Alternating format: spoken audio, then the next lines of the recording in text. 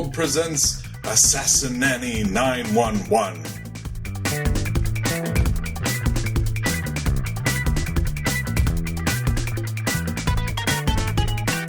This is Gary Butterfield. This is Cole Ross. And I'm Zoe. Yeah, and we're here, episode 3 of the season. Well, let's get to it, you bastards.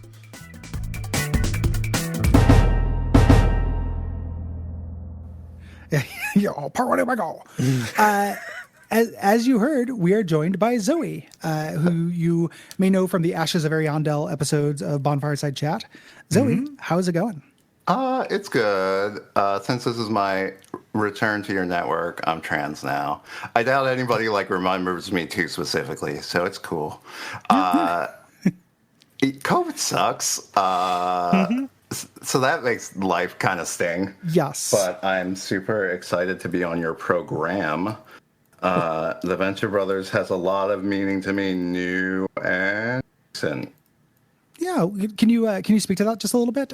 Your relationship with the show. I've been old and recent, but yes, I can. Yeah, new and recent. Yeah. This annual tradition became a yearly ritual. So I like anybody who thought they were a boy and a nerd at 22-ish or 20 or whenever this show came out. Was like, oh, I like nerd things. I guess I like this. And I don't like any of the nerd things in this show. I don't like Star Wars. I don't like American comics. I guess I kind of get the Johnny Quest stuff because I used to read Tintin. But all the jokes in the show to me are if I recognize as a Star Wars reference, I'm like, ew. And if I don't recognize as a Star Wars reference, I'm like, haha, that's pretty funny.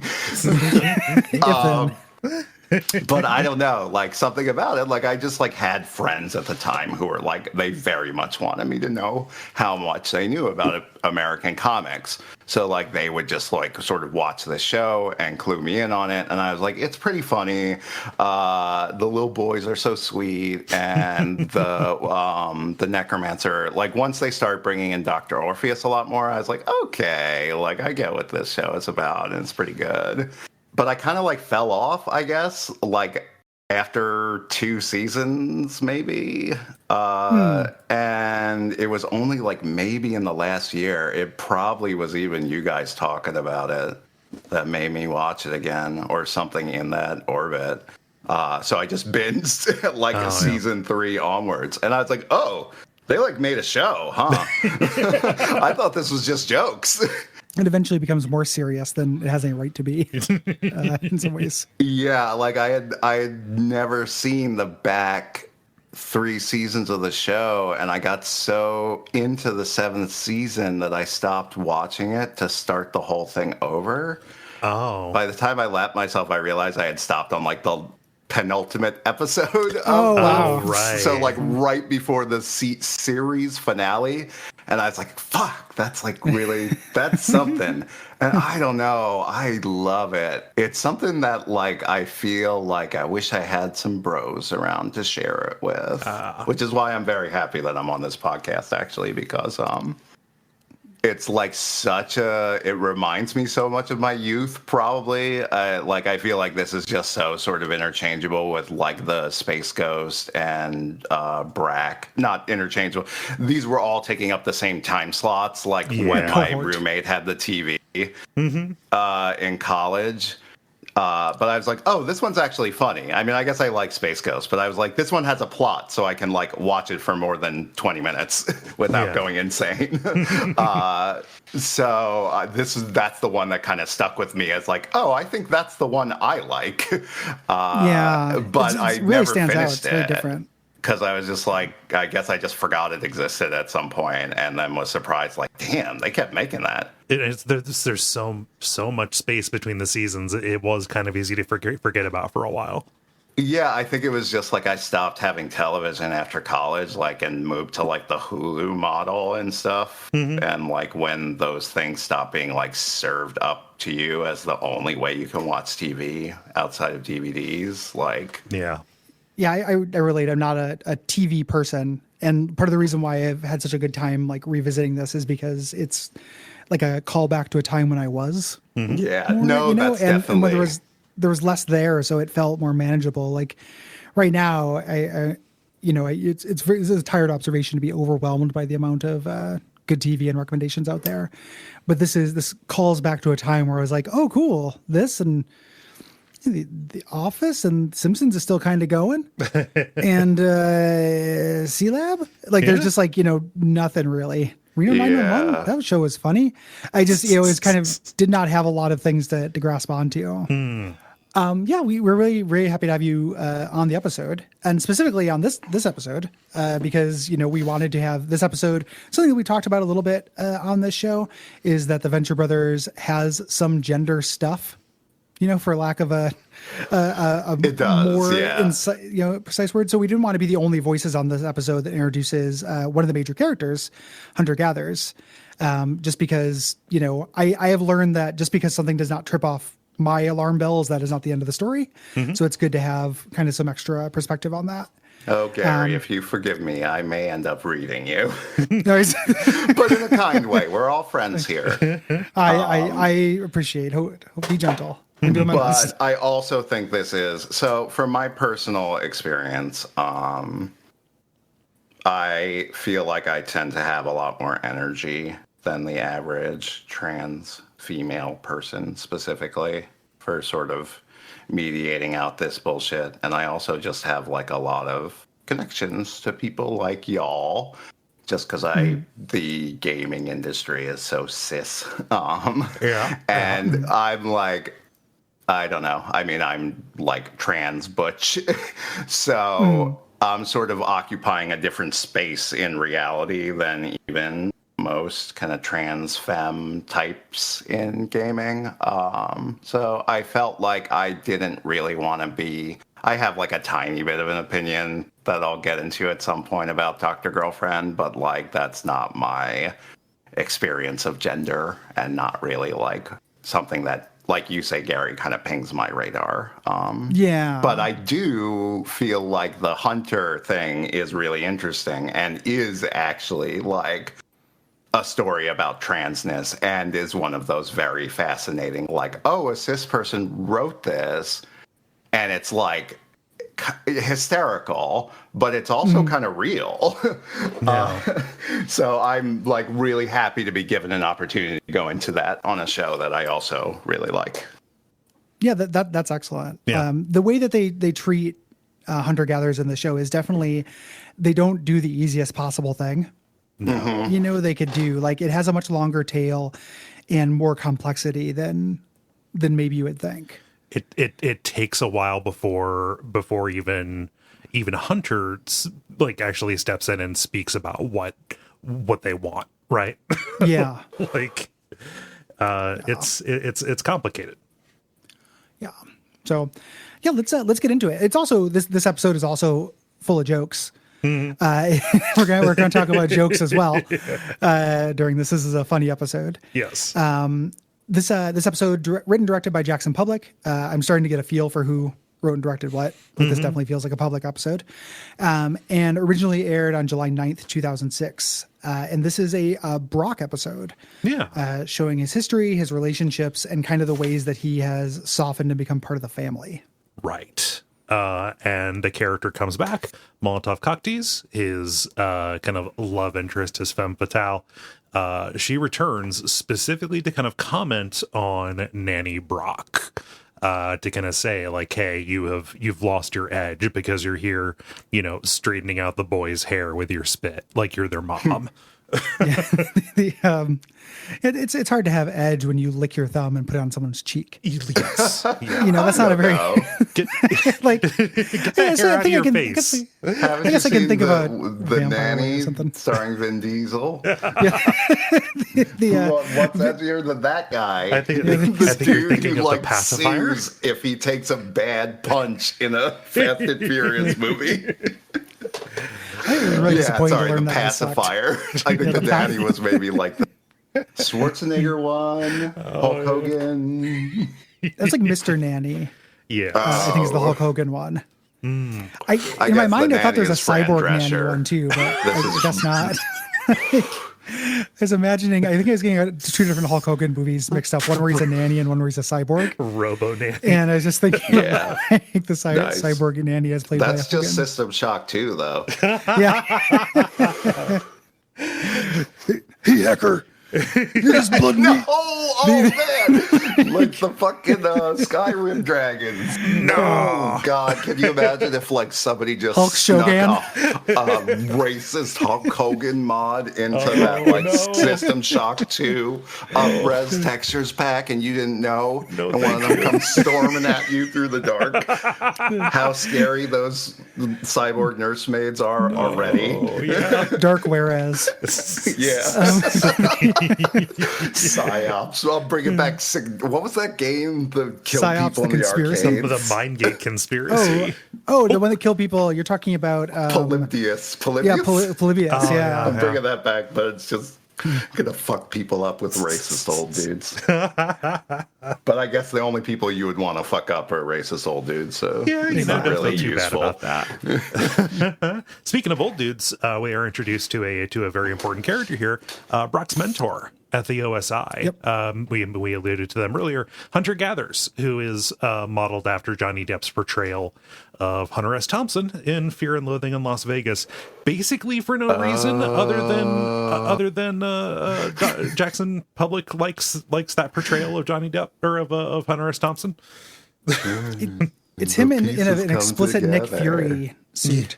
Yes. Like the outfit, it's like he originally was going to be very Nick Fury, and then they started doing the voice, and it was a little Hunter, and then they decided to go full Hunter S. Thompson. Well, I love it because that affect allows them to deliver as many jokes as possible, kind of almost as very fast. throwaways in a row. Yeah, I mean, and even in a just the row like ways. the introduction where like Brock salutes him and he says, "Keep that little John crap back in Biloxi." Like, Yeah, I love very that. It's such a good intro. very quick. Yeah. It's also so for people who don't know, because this is theoretically possible, Hunter S. Thompson was a journalist who made gonzo journalism, which meant not journalism. It meant just kind of doing like fun fiction, fun stories, like vaguely realistic, Yeah. trippy fiction. And he was really aggressive. He like, went out and like shot at journalists and stuff. Yeah. And did a lot of drugs. And that's Hunter S. Thompson. Yeah, if you want to know what he was like, what he wanted done with his remains, he was cremated and he wanted to be fired out of a cannon shaped like a hand with a middle finger sticking out. Yes. So that was his deal. Also the basis for Spider Jerusalem in Transmetropolitan by Warren Ellis. Also in I'm sorry. Yeah. my man's name is Spider Jerusalem. Yeah, Spider. Hello, first name Spider. In the book they talk about how this was influenced by a movie called Spy Game, which I'd never heard of, but it's about a spy mentor. Yes. I've seen that. You've seen Spy I Game? can tell you everything about Spy Game, starring Robert Redford and Bradley Pitt. The I young must have Rob watched that movie Redford. like 10 times. So is it similar? Like, is it the younger spy having to burn the older spy? I mean, yes. Okay. It's like Robert. I think it's Robert. I don't know who Yeah, actors are. it's Redford. Yeah. Okay, so Robert Redford recruits Brad Pitt to be like a super spy, and then they have to like betray each other and have sex with the same woman over time and stuff like that. course. It's one of those like it takes place over 20 years.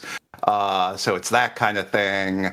But then at the end, it's like Brad Pitt gets captured in China for some shady black ops shit, and then Robert Redford like magnanimously cashes out his CIA retirement fund to like fund unsanctioned black op to get Brad Pitt out of the prison. Huh. So it's like a beautiful story of just American extranational authority. just adventurism. Yeah. So it really has nothing to do with that, except that there's an old spy and a young spy, I Yes. guess. But they don't really do that much spy stuff in these movies or in these shows. Like they do like G.I. Joe spy stuff. Right. Yeah, Right. this is the most spy that Brock gets, is like inserting into this village Yeah. later, which has one of the best visuals in the history of the show. The inflatable suit. So the public has talked about that as well. He doesn't like the animation in this episode because it took a long time to get the script done. Relatable. Such. And in the commentary, the boys start talking about different villains. They start making up villains, which is their superpower. And this is where Holy Diver comes from. Who shows up later, Holy Diver and Shore Leave. So this is the first time because you guys talked about commentaries, like, oh, I should look up the commentary for this one. And it's the first time I've ever listened to them. And like one note is that one dude just sounds like Billy. So that's like a little weird. But I guess it makes me feel a little less weird about that voice. Because it's coming out of his mouth anyway. But two, I was like, what? I'm witnessing the birth of Holy Diver here right now. And they're like describing my reaction to it in real time. Being like, somebody's going to look at the episode of a sea, or I guess they're describing like the future person who's going to be like, we're going to set an episode on the sea. And they're going to see a boat and be like, that's Holy Diver. It's like, I don't know if you guys ever watched Battlestar Galactica, but like, they have podcasts for that. So that's like what I always think of as like, at the time, it was very much the gold standard of like, oh my God, a TV show has a podcast before like The Walking Dead and all that made it so it was like obligatory to have like a half-hour sit down with every actor after every episode. Talking everything. Yeah. So I guess it kind of recalled that to me. I was like, oh, this actually is just like a creator dishing. Like what was so great about the Battlestar Galactica podcast was it was like Ron Moore, for better or worse, he's done some good and bad stuff, turning on a mic in his fucking office from what it sounded like, because there's like a fan in the background half the time, and just like blathering for 45 minutes, which is what you like to see in a commentary. And that seems rarer now to me. Yeah, it's so overproduced. It's basically they just turn them into talk shows. Yeah, exactly. You guys are so precise. I bring this kind of energy to the rest of my life as well, infuriating my loved ones. My intense focus. Oh, I wish you should come over and be a loved one for me for like a couple months and see if we can sort shit out. I'm like a Mary podcasting Poppins tiger. thing. Yeah, just a podcaster 911. I have a problem only a podcaster can solve. It's like, let's deploy a chubby bearded guy to anywhere on the planet, like Zappos.com. Yeah, shows up at your door with a bag of mini Reese's peanut butter cups. It feels like you're eating less, but it's actually 3 times as much. It's actually just more packaging. Yeah. Oh man, but it was interesting to hear them invent Holy Diver and also workshop Holy Diver into the worst episode of the show that would get them canceled, starring, they said, Dean, Helper, Otto Aquarius, and they would be working against Holy Diver at the bottom of the sea. Poor Dean. So great. Cute. I totally missed that, and my brain has an incredible ability to elide facts like that. So I was like, oh yeah, Dio. I'd forgotten until you said those 2 phrases in sequence. That was my like Manchurian phrase to remember that episode and him swinging that fucking sword around. It's like, or rather that music video. Yeah. Cole, you mentioned the opening of this where we're introduced to Hunter. Brock reports to him. This is Brock when he's young. I love young Brock with the short hair before he gets power. Hunter attacks him, basically. This is just him getting his trial by fire. Yeah. Into this, gets rid of his records and says, "You're not in the Marines. This is the OSI. We know the OSI, the Office of Secret Intelligence. We learned that they have been protecting the United States since the Second American Revolution, the Invisible One, which is great. Is this also the scene where he says, "You should know the president isn't the president"? That's a little bit later. It's when they're on the roof and they're talking about hypotheticals, like when is it hypothetically okay to kill a woman? Yes. Any of the conspiracy stuff that which is where it's just really basic, kind of on the level of The Simpsons when it's like, and here's the real number for 911, it's 912, is basically the level that all of these conspiracies operate on. Well, I mean, there is like a mustn't miss line from the dude in the beginning where he's like, do you trust me or whatever? He's like getting him. He's like, are you ready? Son, and you know what's coming, and then he just like whangs him in the fucking shin. And I don't watch TV with both eyes, so like I watched this episode 4 times to make sure I actually watched it like in aggregate. And I thought he hit him in the balls first, so I thought the joke was even funnier. But he's like, the minute the third caveman was born, a conspiracy was hatched against one of them. It's just like, what a great line. Good line, like good, and also just lightning quick. Like it happens too quick for you to really start to like think about it, for it to sink in, and you think later, and you're like, oh, like. That actually is like an ethos. Like it's not. I don't necessarily agree with that, but as like a thing, it advances character. Yeah. It's relevant dialogue. Yeah. I mean, and also like they're not in a building here. Like this looks just like a shitty corner office, or like closet office kind of thing. No, like they put on jetpacks and the wall flies off. They're in a flying fortress. Wow. What is this? We're not going to get to see it until much later. Prey. I'm going to scoot past that joke really fast because I don't know if Cole knows that. Prey? No, I played Prey, dude. Oh, I forgot you played Prey. Oh, okay, I would have felt. Okay, really I was just bad. like, oh man, don't ruin Prey for Cole. Just pray for Cole. Don't ruin Prey for Cole. I'm praying for Cole right now. I'm praying for Cole to forget Prey. Prey's We should good. all be so lucky, so we Prey. can replay it. When we get past the credits, which are just standard credits, we get to Brock doing his head lice inspection with the boys, briefing Molotov Cocktease on how to take care of them while he's gone. Were you folk lice kids? I was a lice kid.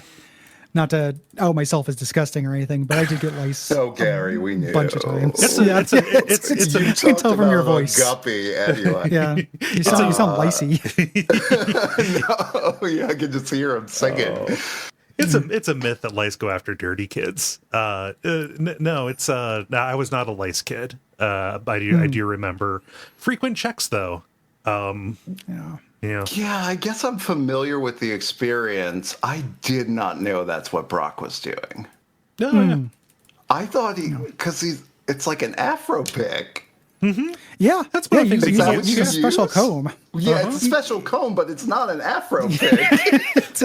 You could have an don't Afro think. pick, like incredibly tight comb. Yeah. It's about the comb being. Okay, maybe I've just never seen one of these things, or I blocked it out of my memory. I feel like I'm familiar with the experience, but as I'll go into later, so much of my childhood is interchangeable with like whatever sitcoms were on TV. So It's memory very relatable. is what it is. next time we do a convention, Cole, I'm gonna see if I can't give you lice, just so you have the experience. should. Where are Just you like- gonna get lice from, dude? He's gonna lean I got a guy. forward and just rub his head real hard. Yeah, international waters. I'm just gonna sea headbutt you. Yeah. Ugh. See, now I'm scared. Like I like the joke, and now I do that to myself several times a day. sea lice. Oh, That's when so you're much gross worse. with it. Yeah, that's so much scarier.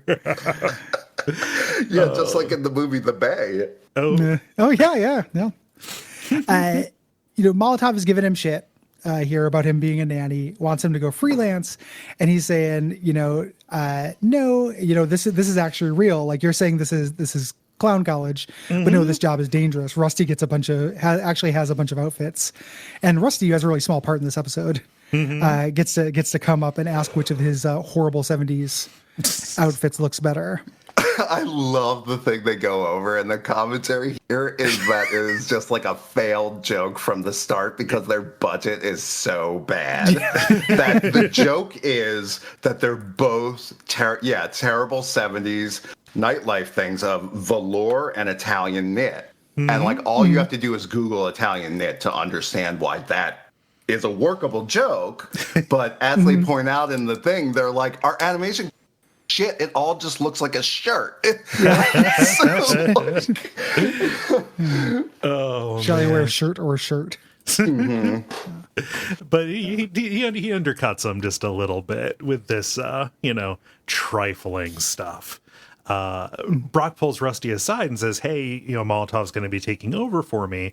And like last time when Brock went away, that was a sabbatical. This is like a special mission that he's called back for at the OSI. Rusty asked Brock, like, oh, so is this one of your hussies or whatever? Have you slept with her? Brock says, no, I haven't slept with her, not explaining the chastity belt thing. Which doesn't show up. Nope. In this episode, which is good because most of the people that want to have sex with Maul are very young.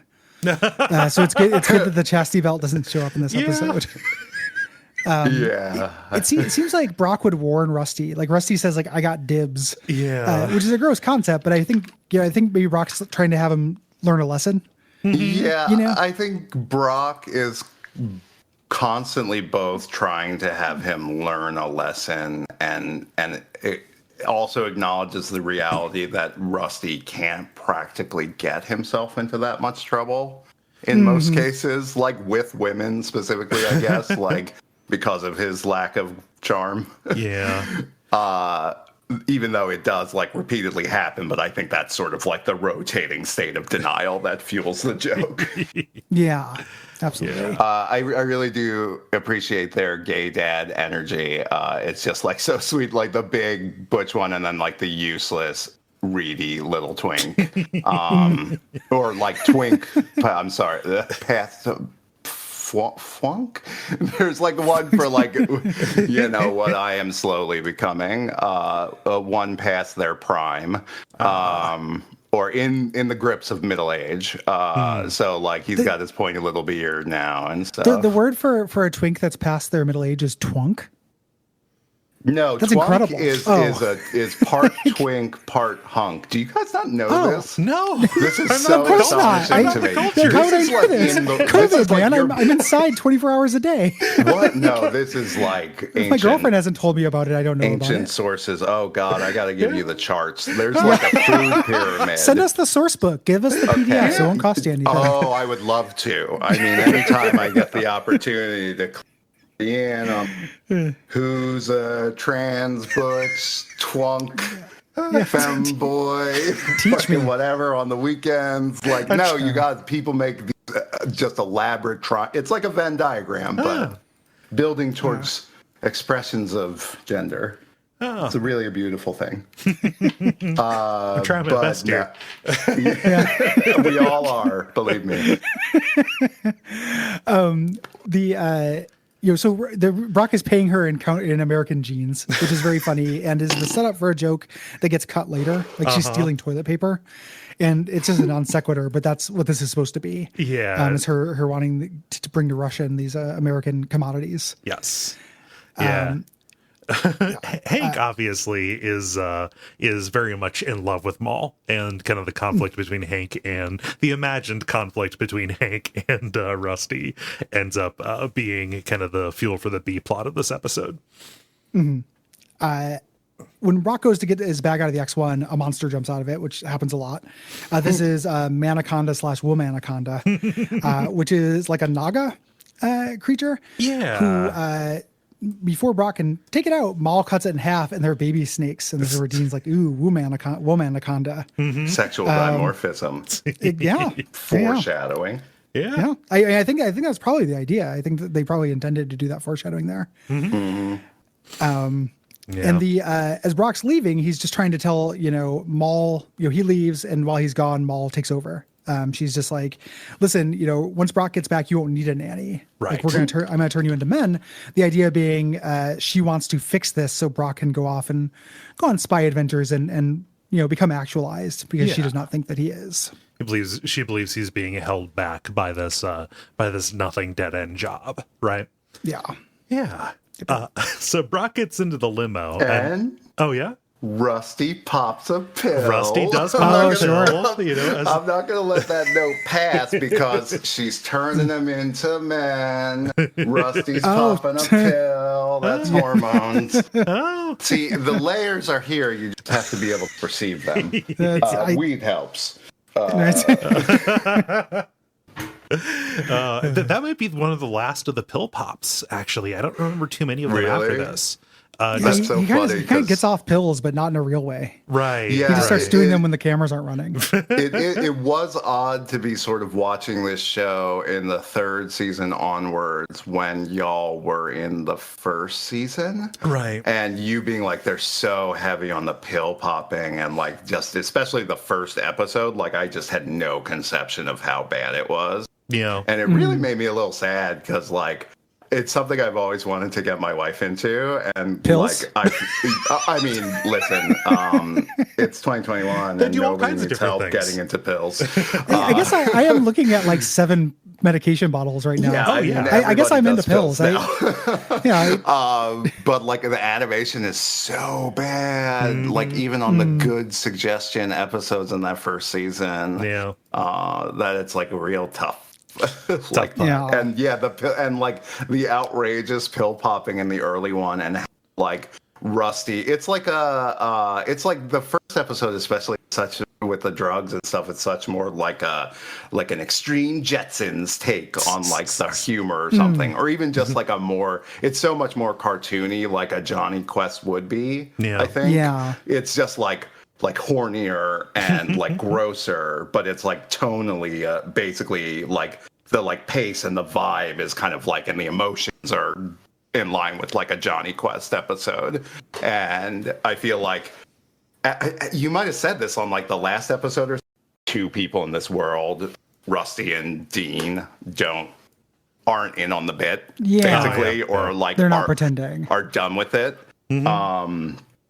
And that like cynicism is so much different in the first episode Yeah. versus like even now. But like this show, I feel like really takes off after the second season. So like, what a bummer to stop watching Yeah. for young me. But I Yeah, guess yeah, it's yeah, their you own got fault out for right taking before it 7 years a season. Yeah, I mean it's easy. It's an easy show to quit. Actually, like, I wouldn't have wanted to do the show if they weren't this far into it. Like Yes. we started the idea for the show before the cancellation, and my thinking was if there's going to be a season 8, it'll at least be there by the time we get done, by the time we catch up. You know, we cut over to Brock, taking a limo. And he's taking a break from Operation Rusty's Blanket, aka Orb, aka the show. Yeah. And there's a little spy guy trying to give him, Bond stuff. Yeah. And this is great. This is very cute. Like, don't you want to even ask what it does? Like, the guy is so into being Yeah. Gizmo, Cosmo. What's the name of it? Q.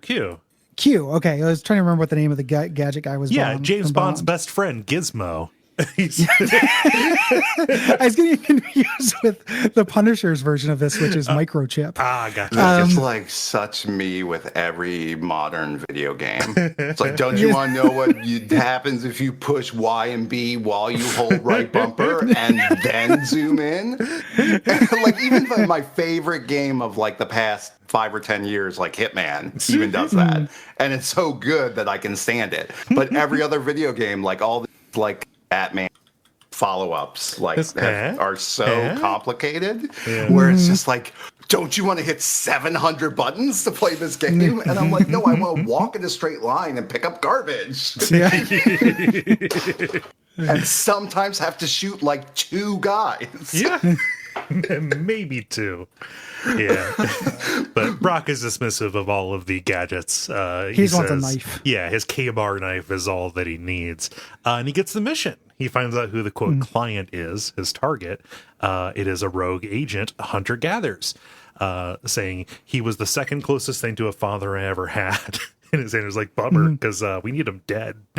Yeah, I love that guy. I love this little nerd. Yeah. The reason why they need him, so he stole agency money, $40 million. He knows all these secrets, and he has the agency's top plastic surgeon. So the idea being he's going to change his identity. He's going to get away with all these secrets and be a huge, intelligence liability. The suit says it's been an honor meeting you, Brock Sampson. Jump out as the limo goes onto a dock and then goes underwater to be picked up by a sub for like Colonel Swallows or Admiral Swallows or something. Will pick him up. Yeah, it just like when the driver jumps out, the driver jumps out and then Brock, instead of panicking, just buckles his seatbelt so he can careen off and then just calmly wait for the pressure to equalize. Yeah, very No, good. it's very good. It reminds me of that like classic Simpsons bit that just keeps going, where like the steam truck. I don't know what construction is called. The steam truck driver drives into the subway. He's like laughing at Bart because Bart sold his soul to yeah, no yeah. house, and It's he's like, a street sweeper. Yeah. He just keeps going. right. Yeah. And he like it's just like, you know, it's one of those things where like 4 separate jokes in 5 seconds. So it's like, even watching it today, I still was like kind of a bit on the edge of the seat of like, oh, like, okay, so that one guy jumped out. Okay, the other guy jumped out. It's just so dense. Yeah. And me just being like, I wonder, like, just how they play it is nice. I like, and keeps you like sort of guessing and builds a nice bit of suspense in this show that like didn't have any good animation until last episode. I feel like, because I watched a bunch of the old stuff in preparation for this, and I was like, ooh, like there's one good fight scene in episode 2. The animation is finally to the point where they can confidently use it to convey jokes outside of dialogue. Yeah, which is rad. Yeah. Yeah. It's kind of one of the points of being a cartoon. Yeah. The big points. Instead of just having them all do that like odd waddle from the first episode, like shuffling all in a straight Like they're walking line, up the like, stairs in Maniac Mansion. Yeah, like bobbing up and down. Like Yeah. You know, as Brock, as he's waiting, he flashes back to learning to swim in this training facility below Mount Rushmore. And Hunter is teaching him to swim. Like, he's like, I can't swim. And he's, you haven't been properly motivated yet, throwing grenades into the pool, you know, which is the plus, and then releases a shark and frogmen who Brock is able to kill. If you want to see Brock fight a shark, it happens this episode, which is nice. Yeah. And Brock gets on the submarine and learns a little bit more. Hunter was last surveilled in Macronesia. That is such a good joke. Yeah. Yep. And Brock is eating a lobster, which I love this, like, you know, again, the high life of the spy stuff. Oh, right. Yeah, good point. That slipped my mind. Yeah, he's like living it up in this super cool submarine. He's Bond. He's wearing a tuxedo, like, and he can identify the white wine that he gave. Oh, is that a 69? I mean, No, it's a 68. Yeah. that happened to me once coming back from Italy because my wife had this birthday as the check-in lady, so I got bumped up to business class, and I gotta tell you, they really do treat you like that. Ooh, like Really it's treat you like a unreal. businessman. plain I wine. do. I was like, look who's a big boy now. I get to lean back in this seat. It's like $1,200. Yeah. Oh, it's insane. They should do If you- everything for you. It should be illegal. Like, Yeah, I they should give you a can't pass believe that counts to somebody pay for your rent. Why am I could awake spend for this that much flight? money on that single thing, and I'm 6'3". Like the worst thing in the world to me is air travel, and I still can't comprehend it. Yeah. Do some surgery on me while I'm out, please. Yeah, Like, no, make it- just- exactly. Like nip off a couple skin tags or something. Please. Just get Maybe out they some can of the make a nitrogen, business dude. out of that, especially now with COVID. You don't want to be flying around other people anyway. You might as well be like in a sterilized space. Yeah, absolutely. Yeah, do like they do with Brock. Fire me in a missile across the country. I love it. I love Yeah. when people get shot in a missile. They did it to Solid Snake. Worked out Very for him. Solid Snake. Yeah. Yeah. Except Solid Snake didn't have this fat boy suit. I love this No, oh thing. man, God, the suit. This is so cute. One of my, I don't know why that's not a reaction GIF. That's a my little bit later, God, but where right? he inflates into a sphere with Brock's head that just goes vzz, It's gonna and be zips now. across the Has an ocean. outboard motor on the ass of the suit. It's amazing. I would love to. It's It would be so fun too. Like that'd be fun Uh-huh. to swim around in. You know. And it is the like childishness of this show that I really prefer. Where Yeah. it's just like sometimes something is just kind of silly and not really predicated on anything. And like it's still cool, or like it still fits into the cool guy canon. Yeah. Which is what I like about this show. Sometimes it gets a little gay, like like putting in their big tough guy in a like fat roly poly ball and setting him zooming across. Gary, you had a tweet that, recently where it's like, when it comes to fun, dumb is hard to beat. Yeah. Yeah. No doubt. Dumb fun is real good. Yeah. We cut back to the compound. here, where Molotov's training is just firing Uzi at the feet of the Venture Brothers Yeah, who are this running is down great. screaming serpentine. Like, God, like it's the In-Laws. Oh, anything Yeah. that reminds me of the In-Laws. That's a fucking good movie. And she has the boys fight each other like in a kumite. They get in Karate Kid outfits, specifically. Dean downs Hank, and Hank stabs Dean's foot with a pencil, which is just incredible. You know? It's horrifying. Like, Absolutely horrifying, the amount of blood. that's like a TV tropes. Like, not isn't there's like a not even a child fear. It's like the inverse of adult fear. It's like I probably thought about that from like age 6 to age 13. Or anything. Oh, with, yeah. anything with feet. Like I was basically born being told, "Hey, don't step on a nail because you get lockjaw." Right. Yeah. I was so scared of Lockjaw as a kid. Oh, I'm still scared of lockjaw now. So this is happening. They fight, and Mal, is like good improvisation, but you aren't up to weapons training yet. Yeah, really, really good. Dean passes out, and Mal says, "You're not done yet." Pin him, which is incredibly good. And an alarm goes off. So Mal calls Brock just to see what's going on. There's this reveal is really good. Where he's like, "What is a Mal?" And she's like, "You neglected to tell me that we were built on the ancient Indian burial ground." 'Cause of course and it there's is. just tons of ghosts of indigenous people attacking. They pan out, charging to around just them on like ghost dozens horses. of them. Yeah. Yeah, ghost horses. And I love the casualness of Brock just being like, "What you're gonna want to do is call Dr. Orpheus next door." Like if the sink starts leaking, yeah, you're gonna want to go back Yeah. to the main turn off. Yeah. You want to call the gas company if you smell anything funny. Same Isn't kind it of just thing. like a fucking landlord to expect Yes. that out of their tenant, though, isn't it? Oh, you know how you have a kit, you have a wrench, you can come up and fix my sink. Oh. Bitch. Dr. Orpheus has his tights on from Uniqlo, and he's got a big bag of like caramel corn. And he's trying to sit down in front of the TV and watch The Bachelor with Triana. And then they're like, "Yeah, come exercise with these Apaches. That's fucked up. I pay you rent." Like, we're not friends, even though Dr. Orpheus does want to be friends. So that's what the joke is predicated on. But I imagine a strong, independent Dr. O who gets what he deserves. Yeah, he's powerful. made. He's a necromancer. Come on. You know, he gets there a little at least. Oh, I love Dr. Orpheus's explanation because, like, oh, how could he forget about this? It happens every year. Oh, it was because of a leap year, and the Apaches didn't have those. So that's why it was off by a day. I love that. Oh. So the Dr. O goes to kiss Mal's hand, and Hank pushes him off because Hank has this crush. Rusty comes up and offers to split a bottle of cooking sherry with her. Fucking vile.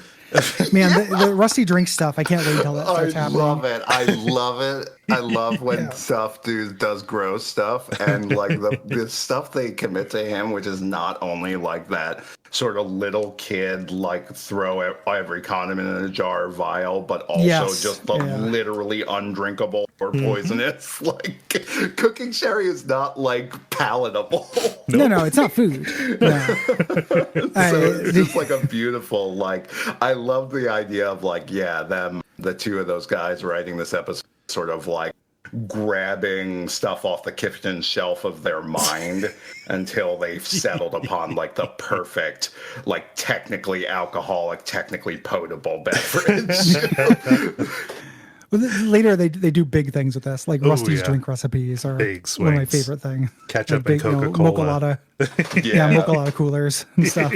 I would love in Just like a hint of a tall glass of grenadine. in Japan they do like theme cafes for like basically every video game that's really popular. So you can like go to Final Fantasy Cafe or Dragon Quest Cafe and get like whatever kind of themed foods from that thing. And I would love to go to like a New York pop-up like single night Venture Brothers Oh, thing. sure. I love so Dr. O is gonna have the sherry. We cut over to the boys. Dean collapses in the bed with his bleeding foot, and Hank is starting to pull down his posters of athletic small women. Danica Patrick and Mary Lou Retton. Yeah. And man, I'm glad you pulled out this line, Cole, because Dean's like, "Oh, you're pulling down, even Danica Patrick." He goes, "Maybe you'll understand when you're older." He goes, "I'm only 4 minutes younger than you." He goes, "Well, maybe in 4 minutes you'll understand." That's so clever. Yep. I love that so One of much. the greatest Dean lines. I am such a kindred spirit with Dean as a similar sweet young boy who has to retreat into a fantasy world to cope with their reality. So I just really having rued so much, like the missed opportunity to get in on two best Dean lines in the first season, or the ones that like really establish what's going on in Dean's brain. Dean? Hank. Yes. Hank, Sorry, yeah. I keep saying Good crazy Dean. people. Jesus, Hank's the one I like. I mean, Dean's a sweetie pie too, but he's a little boy. Yeah.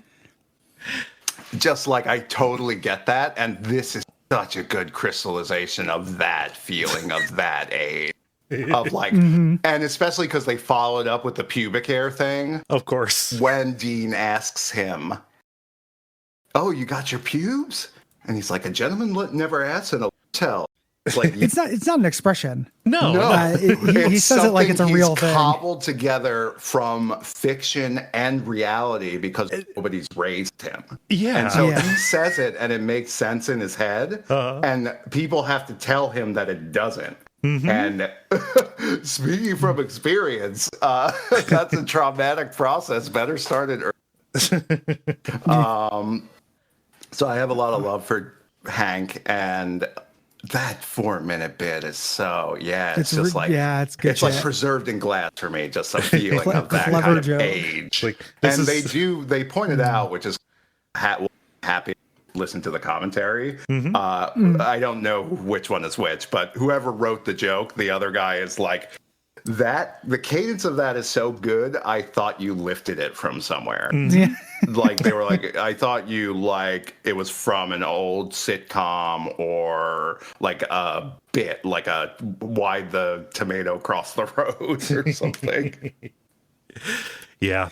And it's like, nope, straight from the dome. So like, yeah, that's really, God, I just love Hank. I just love Hank's, sweet boy. Hank's concept of what it means to grow up, like how any of this works.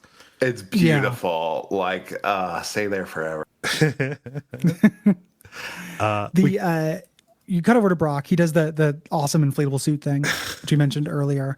He lands on the beach in his Speedo and talks to a woman who lives there, does the code phrase exchange. And of course, he's like, we all have to kill some time before nightfall. And she pulls out a 6-pack and takes off her top. Again, James Bond stuff. James Bond had sex with a wide variety of women, some of which were double agents. Yep. And some of which were damseled. Yeah. And never the twain shall meet. Well, usually two. Usually one's a damsel. Usually one's a villain. Yeah. Why not have both? Yeah.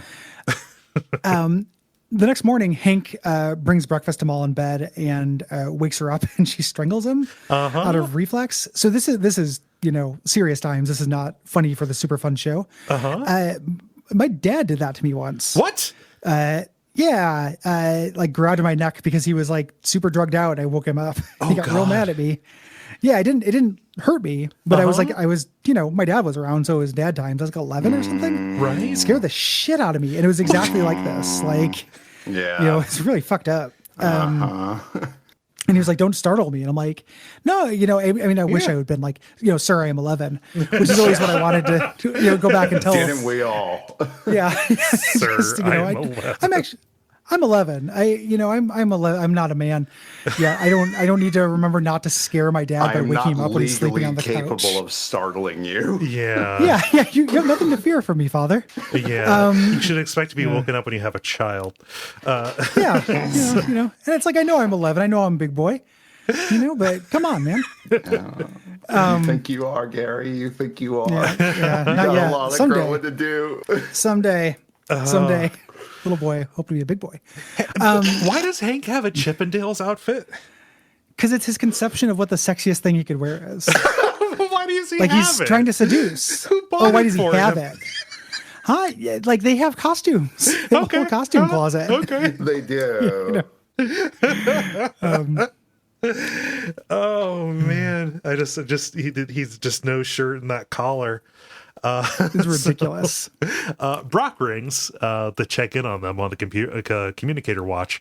Rusty takes over, kind of talking about the plans he's got with he's got with Maul, which includes taking the coupons that he got out of the paper he stole from Dr. Orpheus. Oh, I borrowed a Sunday double paper. coupon. That's right, double coupons. Like, He's going grocery shopping. yeah. I love it. I fucking love when Rusty is a little snit in ways that like nobody can perceive. It's like so perfect how his pettiness is like adjusted. He is so proud of it too. Like, yeah. Ooh, we're gonna really go live it up.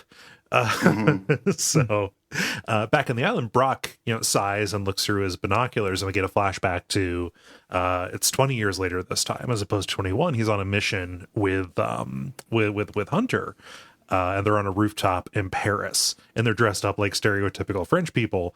Hunter is dressed up like a woman, like stereotypical French, like striped dress and all of that, beret, all of that deal.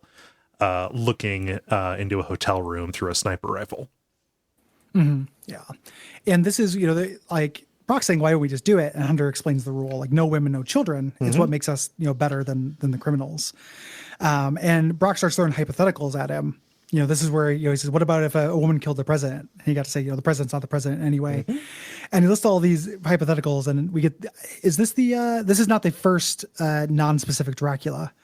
No. That's when Dr. Orpheus first appears. But what if there's a Lady Dracula? And I love that Hunter S. Thompson takes it seriously. Nosferatu. Undead. Not technically alive. Also fictitious. Fictitious. Yeah, that's some, really good. With your bros stuff. If somebody's willing to kind of parlay with you on that. Gonna meet you here. I'll play along for this. Also, like many girls of their generation, Hunter's into cross-dressing. Yeah. So it's like a nice little bit of foreshadowing. Yeah, there's a surprising amount of that in this episode. I noticed that. I do think that's, I'm sure that's intentional. Oh yeah, it has to be. Yeah. If for it to be unintentional, it would have to be like spread across multiple episodes, and they would have to have had a chance to forget it. This feels like it was written pointing to the reveal.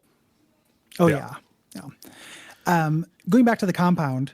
Mal has the boys in the outdoor pool. Hank is doing laps, and Dean, doesn't think he has to train. She says, just because you're injured doesn't mean you have to train, and gives him the GRU Spetsnaz manual. Special forces. And, Russian special forces. Pretty dark. I love that on the commentary. One of them's like, "That's a real thing." I knew about that. It's like such a little nerd boy thing to be like, I knew about the GRU manual. But it is really cute that she's like, get up to chapter 4 by lunch. It's horrible. Like it's just like really, really tricky kind of thing. I would read the GRU manual. I'm curious as to what kind of horrible things are in that. Yeah. I'm curious. I don't know. I think my too vivid. I've read like old CIA like interrogation manuals and stuff like that. It's pretty fucked up. Wow. Yeah. Fucked up stuff. Yep. I'm not looking to join the GRU or anything. No, of course not. I think know. for me, I think my closes on a lot of that stuff past like, we know it's bad. The details motivate me anymore. Yeah. But we all have our outlets for that. Mine are like, so if like a wolf girl was like wounded in a sexy way, then you want to read about my it? equivalent. Yeah. What if the Spetsnaz or the CIA were, say, interrogating a wolf girl? Can we meet in the middle? Is she like really sassy, and do they have like a past love interest that couldn't be rekindled because they're from warring opposing nations after a long Cold War, et cetera. Berlin, don't know a word for in any other language that I can, or at least not German. Anyway, I'm sorry. No. So Rusty tries to hit on Maul again, and she fights him off. Yeah. As her thing, kicks him and knocks him into the wall, breaking down the paneling. I love this rumpus room. I love a rumpus room in general. We talked a lot about how the compound is designed in a mid-century way that appeals. It does.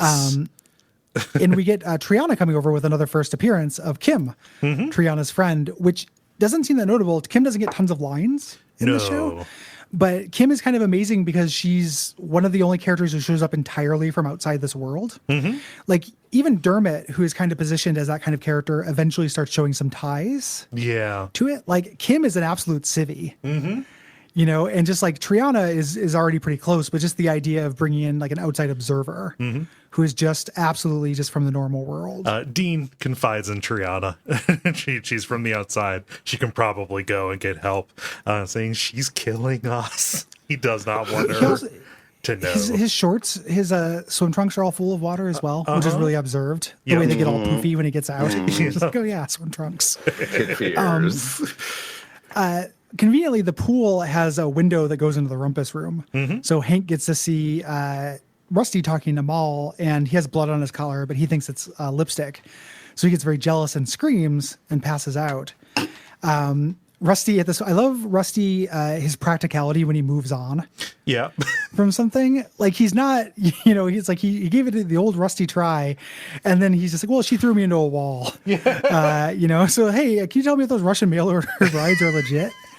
Rusty is the worst kind of like turnstile. What do you call it? Revolving door sex app user. It's just like every couple days hits you up. Hey, morning.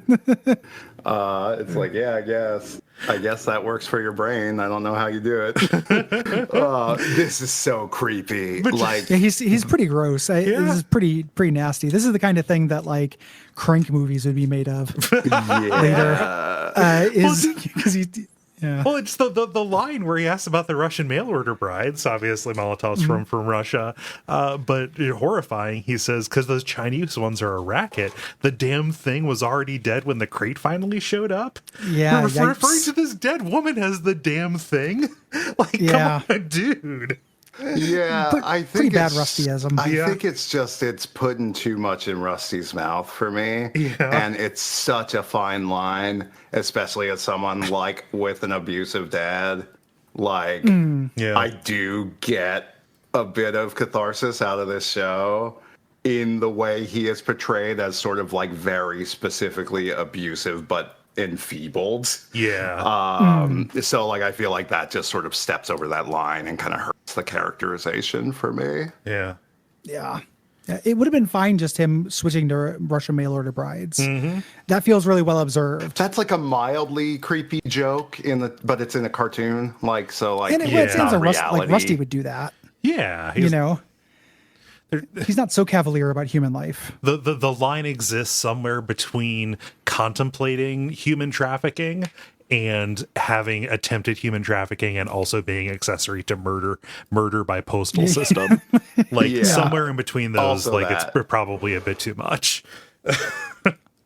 All those soldiers in the Postmaster General's army provided murder by postal system. Oh god. Dean notices that Hank is floating in the pool floor. Gets Maul's attention, and Maul is like giving Rusty shit about how he treats Brock. Like, he says something like, maybe I'll ask Brock to do this, and she's like, ask him. Every moment that he lets you live is a gift. Yeah. Well, no, she lights up a cigarette, and he's like, "Oh, I only allow Brock to smoke outside." Is like you don't allow him to do anything. So this is all great, like Rusty being confronted with the real stuff. She ends up giving Hank CPR. The great delivery, like milk breath. But this is a classic CPR as mistaken for kissing, which only happens in TV shows. Because in real life, you're blowing air into somebody's mouth. Yes. And that'd be uncomfortable. That's a weird way to kiss. Yeah. Also, it's CPR. CPR usually involves cracking somebody's ribs. Yeah, chest compressions. Not like the most romantic thing in the world. It's just rhythmic, very specific hugging. Yeah. using the ground for leverage. Laser focused hug. Yeah. So Hank is obviously turned on by this. And he, Dean says the Apaches are back because you have a teepee in your trunks. Is this meant to be Hank's first boner? Because he seems pretty alarmed by it. Yeah, well, he thinks that his pants are haunted, so it's weird that it's just getting your boner in a 16. Yeah, I mean, you can explain a lot of things with the fact that they're clones and have spotty memories, but like it does feel like it's pushing the envelope. Like they're already really like unprecocious, like they're like precocious 10-year-olds that are 16. Right. So I feel like that is a good bit, but like having it to the point where he's like, what are boners? Like it is like a boy feeling, I guess, but they're talking about not having pubes at 16. Yeah. Yeah. So that's what a age are you lot. very aware of pubes, but not so aware of like a boner? That's they tend to also go, true. It's a package deal. Yeah. Like you tend to, for a boy at the time in life, I mean, if I think back to myself, that I became aware of them around the same time. Yeah. So yeah. It's just for a joke though. Just for jokes. Yeah. So yeah, just AKA. We go back to Brock getting ready to leave his tent. He thinks that the native woman is dead. He can't wake her up. She has written on her stomach, "No more secrets, H." But as he gets to leave, she's actually okay. Yeah, yeah. But this is to motivate him, like, oh, Hunter broke his one rule, like he killed a woman. He's definitely gone off the deep end. Right. So we need, he is absolutely rogue. He needs to be dealt with. He's not the person that I knew, so I'm okay, doing violence to him. Back in Brock's room, Maul is kind of broken in, and it kind of reveals how sentimental she still is about him. Like she's smelling his pillow and stuff like that. And gets kind of mushy when she sees that he has kept her eye Yes. in a jar on his nightstand. Originally, they were going to show this, and then they couldn't. They were just like, I couldn't do it. It's fucking gross. Yeah. And good. 'Cause that's, Yeah. I don't need to rough- see a woman's eye be pulled out, even if she is an assassin. Rough spot of Kill Bill. Yeah.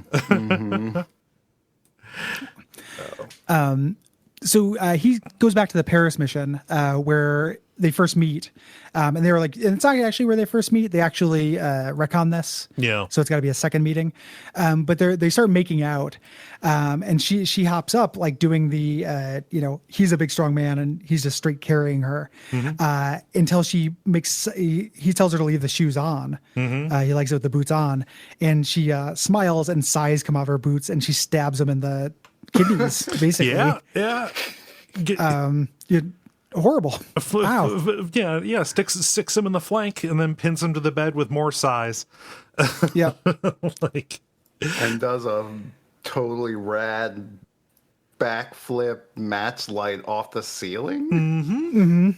Yeah. Which I guess even Brock echoes by saying "fucking incredible." It's fucking incredible. Like he can't handle it. Oh, I guess you're doing a lot better job. I did not. Oh no, remember that was the not, emotion. that was me trying to do like 20. That was like 21. That was a bad impersonation. But he's really exasperated. Like he's just like, wow, totally wowed. Good form.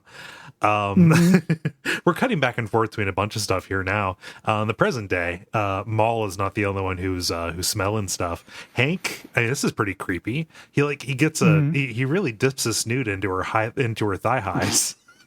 Yeah, and he does dip snoot. Yeah, he among us shudders. And That was a trap. I have it.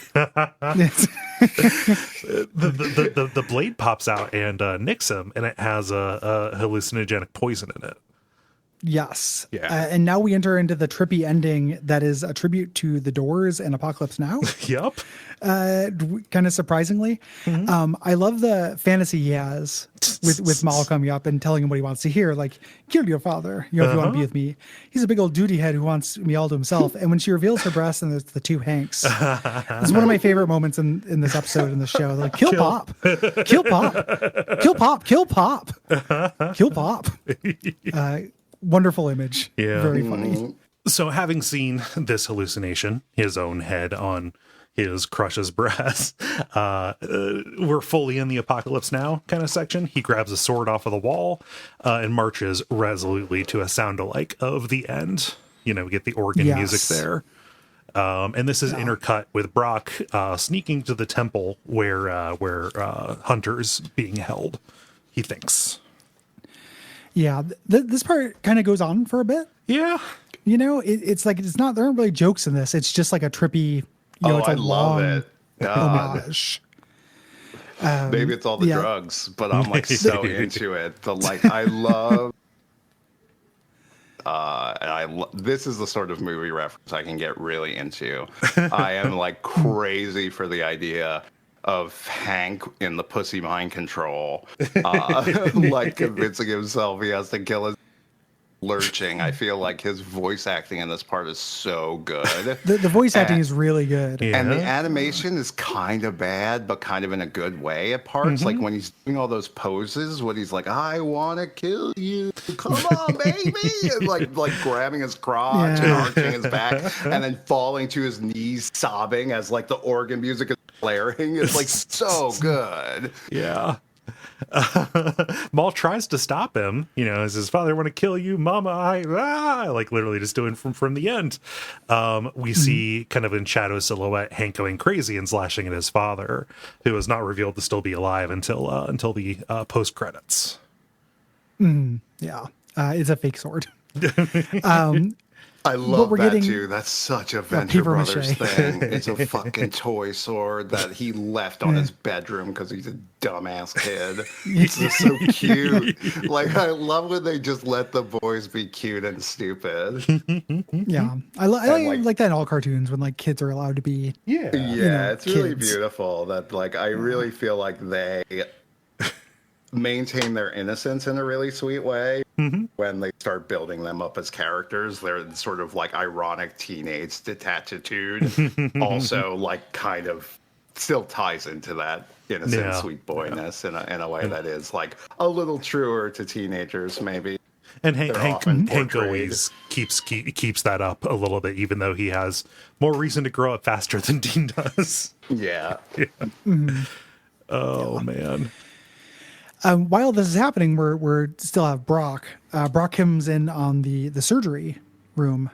He's about to stab Hunter on the operating table, but the surgeon stops him and says, he left a note for you. Another Brendan Small voice. Yeah, but just doing the voice of the Adelsons from home movies. Just give you a note here. Like it's nothing. It's literally just his foreign man voice. What the note for you? Yeah.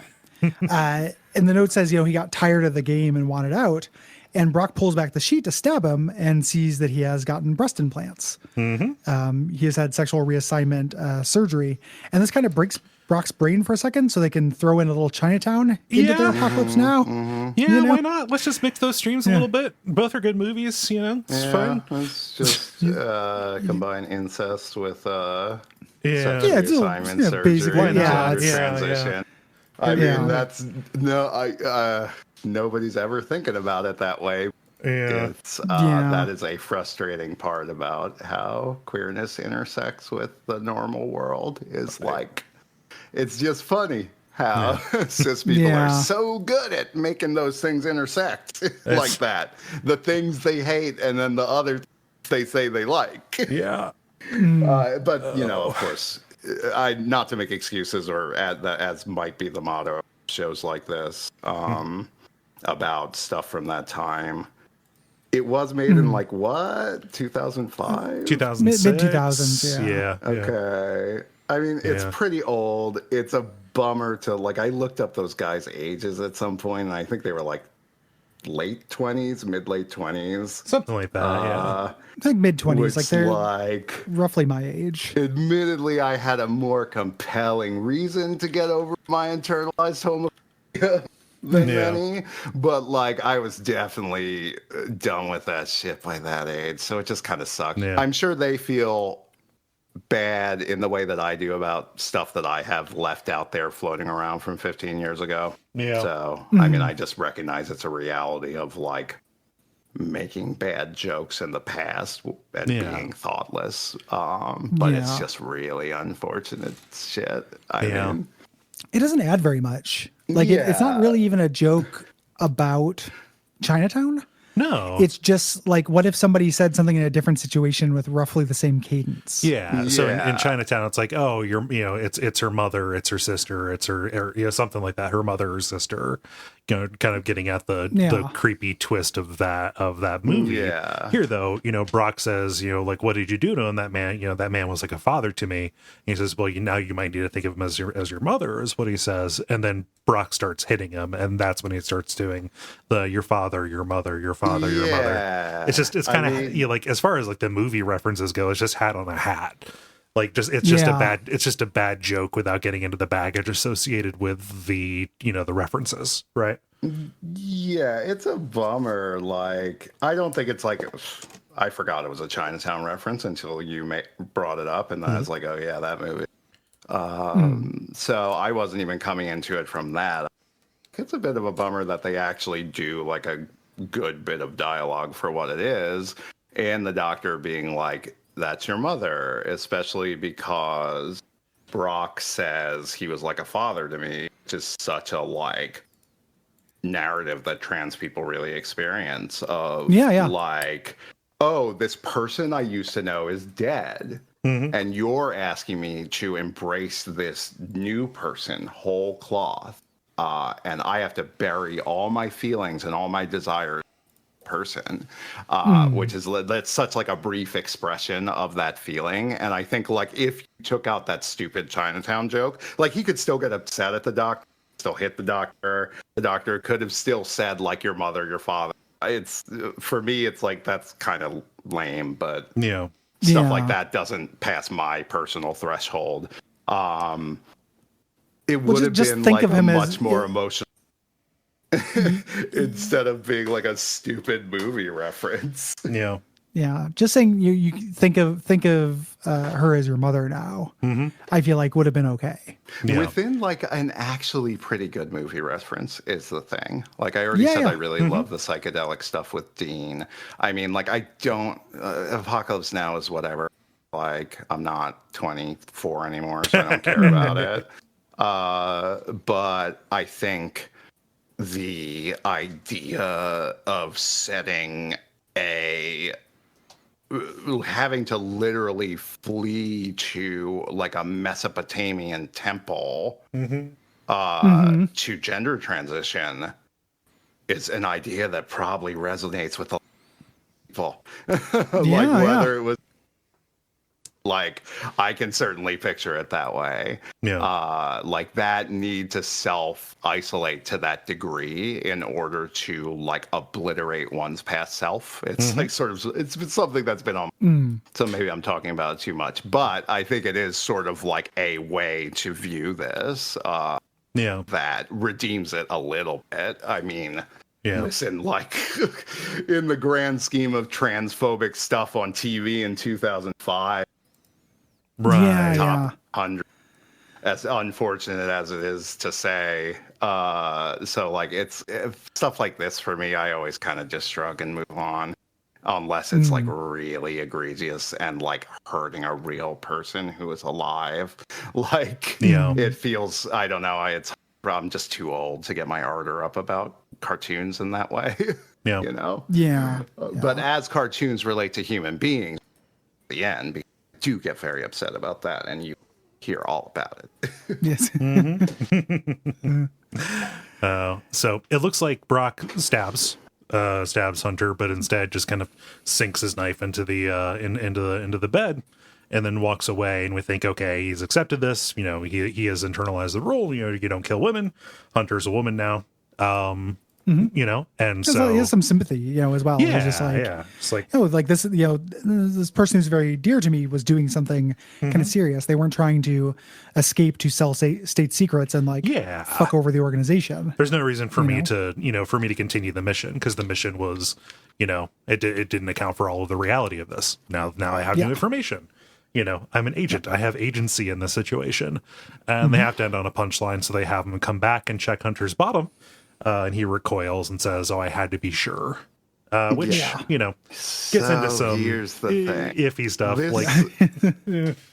This is I wanted to save kind of most of my thoughts on this, or like for this little essay I have, but it is kind of like a very interesting. There's a great conclusion to this where Brock has made kind of like the.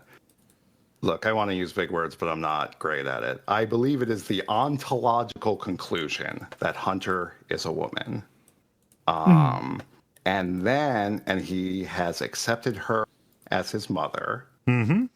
And then he decides to sexually violate her because the thought of her as his mother feels gross. And that is like really foul for everything I just. You know, like such an awful joke. It's like a Grand Theft Auto joke. It's pretty bad also because it's a little bit like, okay, so does this actually like meet the criteria that is set up? Like, you know, this person technically, in order to be considered a woman for the rule that we have, has to have a certain set of parts. And so I need to like check to be sure, you know, like if I'm making the right decision to, you know, not to kill her. Right. I think you might be interested in what I have to say in a couple minutes. Yeah. Yeah. Maybe y'all don't need the 201 class. Gets into next time. It gets into a certain, you know, like they would not know this if they were making that error at the time. But what's it? Medicalism, right? Yeah, I would not have known that at the time. Right. Like as faggy as I was in 2005. As simultaneously that and closeted as I was, like I existed in a very strange experience where I like experienced 90% of the world as a straight dude in some sense. Let me really fucking have that before I have to ask you to drop an edit, as you say, because there's a significant difference between being perceived by the world as a cis man and existing in the world as a cis man. And that's often a leap that people can't quite make. But, you know, there are like certain privileges that can come along with being a person who is like large-bodied, able-bodied, so on and so on. So like, I think that's why it's hard for me to get like totally indignant and to consider people lost causes in that way that a lot of queer people will with stuff like that, just because I'm like, I didn't fucking know a lot of shit. And every 5 years, like, I thought I knew everything then, but now I know a lot more. So I try to like view it through that lens, even if I'm not, like, if anybody gets mad at that's their choice. Like, that's media. Everybody's got a lot to learn, right? You know, it's a continuum, and it's not really worth, you know, if everybody's on, like, you know, everybody's not on the path, right? Like, if you're on the path towards learning and you're trying to figure it out and you are further along that than someone else, you know, but they eventually get there, or they're putting in an effort or anything like that. Like, I'm not going to tell anybody that they owe them any grace, but for me, I think that it is, you know, my goal would be to have more people understand things and be more compassionate. And to me, the pathway for that is like, hey, that maybe sucks. Don't do that. You know, like, if I knew these dudes and they were making the show and I was me now, I'd be like, hey, this is kind of shitty. Like, don't do that. Just, you got to check your bros. I mean, it's a lot of stuff like that. Or your sisses, depending on either way, you're cis one way or the other. It took me a long time to realize that when I was a bro. And then for a long time, I was too traumatized by the idea that I could.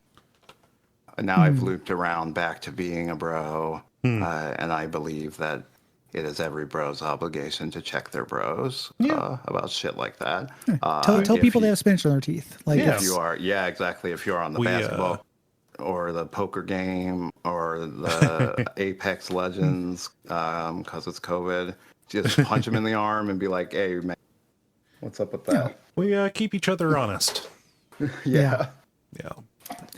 There's very little episode left. The post credits doesn't really add very much. It's just Maul trying to convince Brock to leave, and Brock saying, no, you know, go team venture. Like he's with his family. Yes. Very sweet. Rusty is fine. I do love a good PP that he got so scared he peed his pants and passed out. Yeah. Oh man, probably like one of my top 3 jokes, like just generically, not in a specific show. all dependendable. By like something so just like impotent, like it's not even like plastic machete, it's paper mache. Like it so just fell apart. As he was getting It's not even bonked, I have to cosplay. assume. Yeah. And Maul drives off, and Hank waves at her mournfully through the window. He's grounded for attempted murder. Yeah, the drugged attempted murder. Yeah, and that's the end of the episode. I like this episode. I think it is funny. Somebody in the Slack was saying it feels like a season 1 episode, and I can kind of see that, Especially with Maul here. Yeah, 'cause Molotov is a character in the show that like they don't do very much with, in kind of general, and doesn't really change, so much. But I can kind of see what the idea is in terms of the show, what they were going for, and the creators when they talk about it being, not totally having their footing. This being an early episode that they wrote. And I think that it doesn't, it's not done any favors by being between Hate Floats and Escape to the House of Mummies, which is pretty ambitious, pair of episodes in terms of what they do for the show itself. But I still end up having a kind of warm spot for it. And it is, there are more jokes in it than I remembered. It is a little funnier than I remembered it being. Brock stuff is good, and I love Hunter as a character. Hunter is always funny to me. I guess I had forgotten this is her introduction. That's cool. And my memory's so spotty, I don't really remember where the show goes with her, but I think it is a more interesting take if the character transitions in her first episode. I forgot that was just more food for thought. They cover a lot of ground with her. Absolutely. Which is kind of also always the case, or whatever. Got that part. I was going to make a Dr. Girlfriend point, but there's enough of those, or there's going to be enough of those on this show. You don't need mine, or I have a little bit in the upcoming thing. Yeah. Well, speaking of upcoming things, right? We're kind of done with the episode. But if you, Zoe, this is traditionally we'd ask if people had anything to plug or anything like that. But you, at the front of the episode, when we were in the green room, said that there was something you wanted to say, kind of about this, and we're going to give you the floor. All right. So just as a bit of preamble, like I was telling y'all before we started recording, when I decided to do this episode, I tried to look up any kind of like trans statement I could find academically, or like a Medium post or Tumblr or anything, and there just like isn't any, which is kind of a bummer because I hope to come prepared with like at least one talking points outside of my own.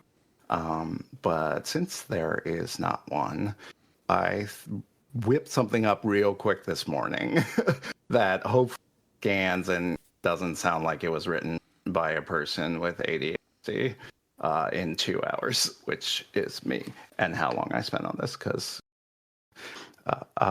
so without further ado, Hunter: a statement. So the reason I wanted to do this episode, besides the jokes, was I felt this was like a good place to do a bit of trans community service. Because I'm a fag, this episode is a lot more like reality than the Dr. Girlfriend jokes. Especially for those of us who are not binary, not straight, are butch femme, hormonally transitioned much older, have a lot of body hair or not enough, have higher, deeper voices, or just about any of the dozens of arbitrarily bodily characteristics that round up to don't pass. Because Dr. Girlfriend joke pivots is kind of predicated on this very straight conception of transness, which is like, what if an incredibly hot girl tricks me into being a homo, but I don't realize until the last possible second, as if they were Hansel and Gretel led guilelessly to the gingerbread pussy. And it could not be a straighter joke except they also made her cis, like a cherry on top. So, whereas Hunter is just an obvious freak, which means, well, they still want to fuck her. Look, I'm on Grindr. I know how straight dudes do. But since she's a freak, she absolutely has to die at the end. So in a way, Brock realizes her core womanhood, no women, no children. That's what I kind of was saying earlier with the ontological bit. But then he can't resist his desire to confirm that this disgust that so unsettles him. And so he peeks under the sheet, right? Had to be sure. What?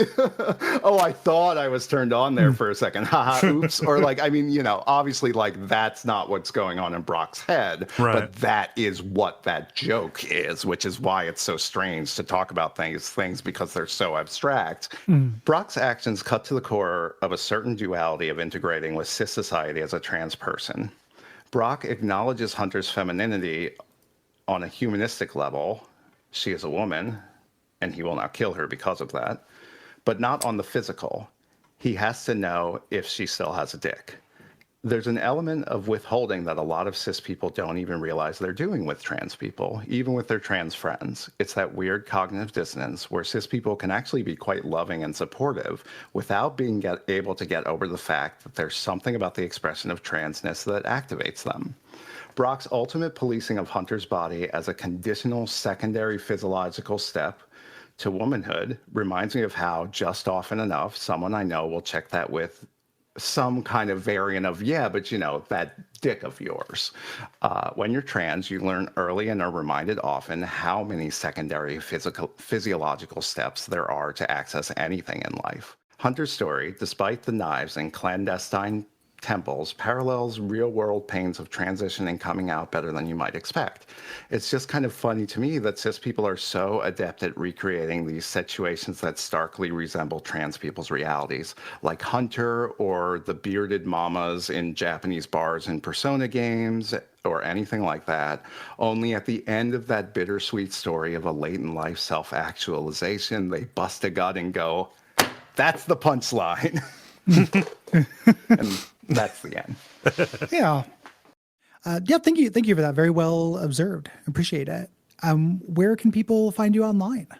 So thanks for giving me the space to, speak for a couple of minutes. I don't really do anything online except whatever I feel like doing. So it's just kind of a lot of random writing and art projects and stuff, which my Twitter is Zoe G. Miller. So ZoeGmiller, which is where I post most things, but it's I play video games, I guess. I stream Fallout New Vegas once a week with a lot of mods. I pretend to be a post-apocalyptic cat boy. I just finished Old World Blues, and the sort of final big conversation in that was not spoiled to me, but there must have been some kind of bug. So I didn't get to flirt with my own redacted. And I'm very upset if this is the case, but I think it might be because I consoled on both the lesbian and the gay kinks or traits onto myself. Because you can only take one, because it's locked to gender. So I just put the other one on there, and I'm wondering if that just fucked it up. Anyway. Old World Blues, is that the one that James Urbaniak does a voice in? Yes. Okay. Yes. Yeah, I'm cool. so glad I brought it up for that point. Yes, he plays exactly Nebuchadnezzar Dr. Venture, except a little robot. He's quite cute. They're all some of them suck, but most of the doctors are just robots with inferiority complexes. So it's very much like Venture Brothers kind of shtick, if anybody's ever interested in that. And they straight up just do a bunch of Venture lines. Just to let you know that they love them. Anyway, you can find me on Twitter, Zoe G. Miller. I don't write stuff like I just read often. I mostly write some combination of urban fantasy, catboy melodrama, porn. So Gotcha. if you're interested in that, or the video game Ark Knights, because that's pretty much all I tweet about. I stream Fallout, I write porno about sad cats, and I play Ark Knights and tweet about that. I have a really cute dog named Panza. So if you need more cute dog pics in your life, I usually do that. Cool. A good follow. And you do. And that's a good name for a dog as well, Panza. Her full name is Sancho Panza. Ooh. Oh, nice. I didn't name her. We adopted her very late in life, but she lives up to her name. Was she is very tilting good. at a puppy windmill? essentially or wind yeah. puppy mill? Stopping you she from does tilting now. into That's puppy kind of how wheels. she moves. Puppy windmill, yeah. There's something there. She is as stalwart a companion as a dog can be. She's very Sancho Panza. She lives up to her name. Extremely good. If you like us, if you like Cole and Gary, you should support the show by heading on over to patreon.com/Duckfeed.tv to get episodes early and join us on the Slack and get bonus shows. And you can also leave us a rating or review on Apple Podcast or Podcast Addict or anywhere where you hear podcasts. Anywhere you see the word review, just go ahead and tell them about Orb. They'll find their way here. Don't worry. Knock down them the Andy guppy Daly's front door. Yeah. I think that's everything. Yeah. Well, until next time. Give him the guppy Go bump. Team Venture. Oh, yeah. Until next time, give him the guppy bump. I didn't realize I was cutting off your catchphrase. I'm so sorry. No, it's fine. No, we can pivot. We Yeah. can pivot to guppy advertisements at the end of this. I feel very no. It's lore. It's the people will be like, what's the guppy bump? People who like the Venture Brothers do not care for lore. It's fine. What? But it's the ARG. I'm trying to think of people like this show would necessarily like Everything to Guppy. Everything to Guppy is excellent. Yeah. And also Go Team Go Venture. Team Venture. Team Venture.